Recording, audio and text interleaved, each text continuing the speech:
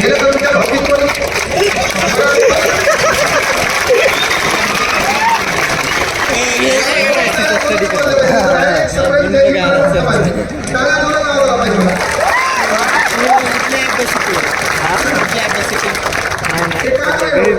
हा देश भाषणानं बदलणार नाही.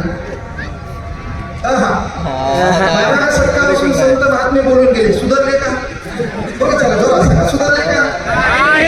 काय फरक पडणार आहे ना? केरेकर साहेबांचा काय फरक पडणार आहे? तेव्हापासून ते गायन करायले, प्रबोधन करायले. बदल कुठं झाला का? नाही. आता इलेक्शन त्या इथे नेता आहे ना, नेता त्या घरात फोटो पाहणार आईला बाय होतात. जय आईल्या जय मला आपल्याला वाटणार बेन आपलंच. आपल्या घरात असं वापरून पाहणार कोणा दिसला अन्न होते जय लवची आपल्याला वाटणार बेन आपलंच आहे. आपल्या घरात कोणा दिसला शिवाजी महाराज जय शिवराय आपल्याला वाटणार बेन आपलंच. जय जिजाऊ घरात वापरून पाहणार कोणा दिसला बाबासाहेब आंबेडकरांचं. आपले लोक काय मी तेच सांगितलं तुम्हाला. भाषणातून बाबासाहेब ऐकणारे लोक ओळखा. भाषणातून बाबासाहेब ऐकणारे लोक ओळखा. मग काही काही म्हणतील की तू इथं आला किंवा 20-25 घेतलेच असतील रोखटोक बोलत असतो है ना. 30-25 नाही, एका तासाचे 40.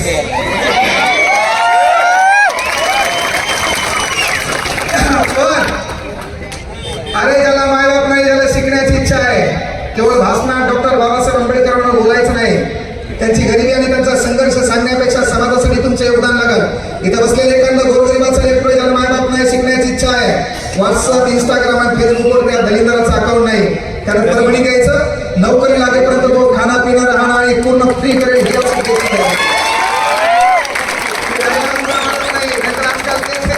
बाबासाहेब भाषणात ऐकले, कुठं गेला? विधिमंडळात गेला, इसरून गेला बाबासाहेब. हे आपल्याला करायचं नाही. ही गोष्ट आवर्जून लक्षात घ्या. आणि त्यामुळे काय म्हणलं जातं, लोकसभा आहे त्याला फोटो पाहिला बाबासाहेबाचा. लय भारी आपले लोक भोळे ते डायलॉग म्हणते कडक जय भीम. आपल्याकडे तेवढ्यावर थांबत नाही, ते निळा जय भीम. आपल्याकडे बापरे आपलंच आहे. पुन्हा लगेच क्रांतिकारी जय भीम. आपल्याकडे घेणं आपलंच आहे. परिवर्तन करायचं का? सध्या 2 समाजसुधारक जास्त ताणात आहे, छत्रपती शिवाजी महाराज आणि डॉक्टर बाबासाहेब आंबेडकर. पहिलं काम करायचं, त्या नेत्या लोकांना फोटोवरून, आपल्या कपड्यावरून, आपल्या केसावरून आपली जात ओळखली. अण्णावरून आपली जात ओळखता आली नाही. कारण राजश्री शाहू महाराजांनी असा कार्यक्रम केला, कोणते अण्णाव कोणाला दिले, गायकवाड म्हणल्यावर नेमकं कळच ना कोणाचे, कळच ना. कारण का अण्णावरून जात कळलं आणि मग ते फोटोवरून जात कळलं. आता परिवर्तन करायचं. नेता आपल्याकडे आला, 2024 आहे. घरात त्याला वाकून पाहण्या अगोदर एंट्री गेटवर बाबासाहेब आंबेडकर आणि शिवाजी महाराज एकमेकांच्या बाजूला लावायचे.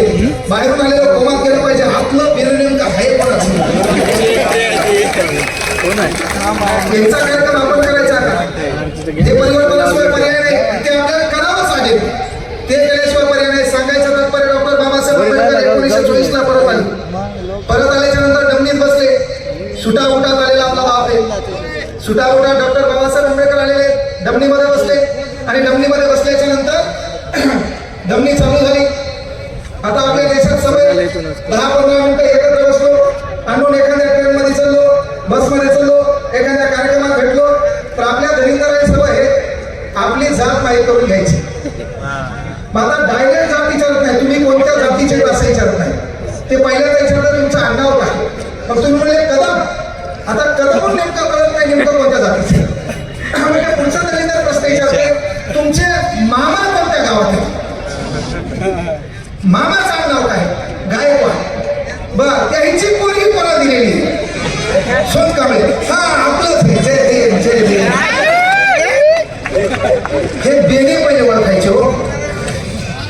आणि आपण ते मात्र जरासा एक कार्यक्रम बिघडायचा नाही. हा सोमस लाडवण आंधवा नाही.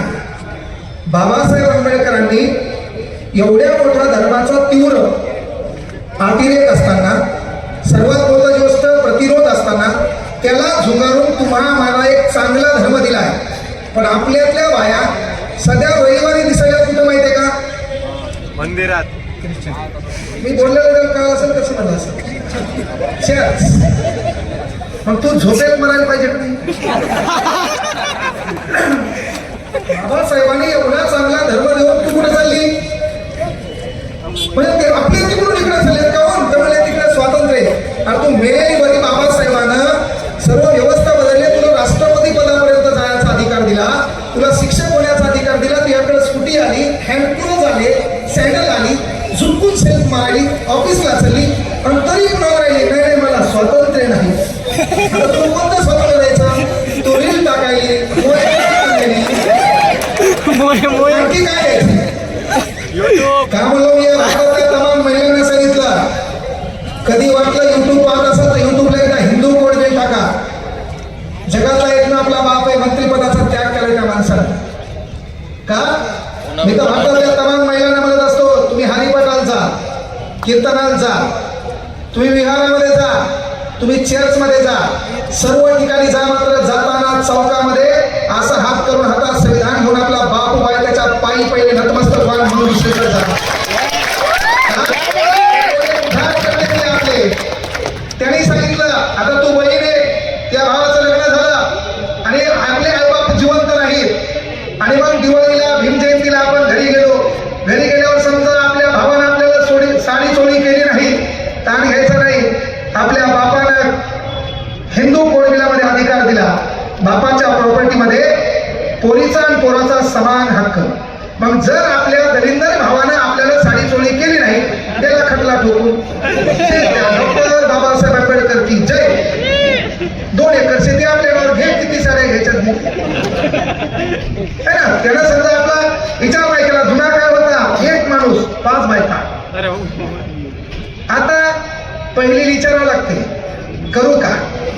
मग पहिली काय करते, बेलण्यान हाणती, कोळपटान हाणती. का अधिकार डॉक्टर बाबासाहेब आंबेडकर. कलम 39 उपकलम B, एकाच हुद्द्यावर एकाच पदावर स्त्री आणि पुरुष कामाला असतील तर दोघांनाही पगार सारखा द्यावा लागेल. तेच द्या डॉक्टर बाबासाहेब आंबेडकर. जुना काळ काय होता, गावात महिलेला हजेरी येते, पुरुषाला वेगळी होती की नाही.